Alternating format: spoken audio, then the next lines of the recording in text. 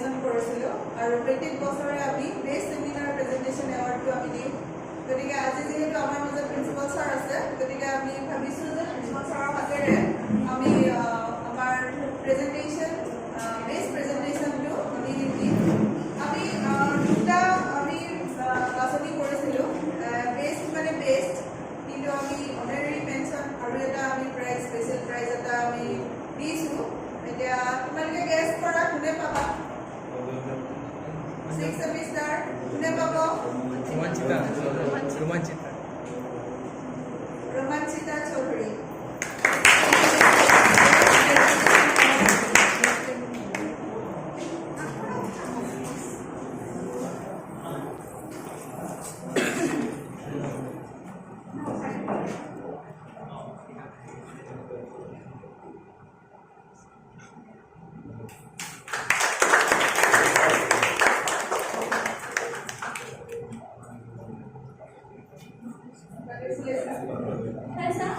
আৰু actually ৰোমাঞ্চিতা reserve চেলত, কিয়নো নেশ্যনেল লেভেলতো তাই যথেষ্ট সন্মান পাইছে। ছেকেণ্ড টাইম নেশ্যনেল ফটো এছে কম্পিটিশ্যনত তাই ফাৰ্ষ্ট প্ৰাইজ পাইছে অল অভাৰ ইণ্ডিয়া।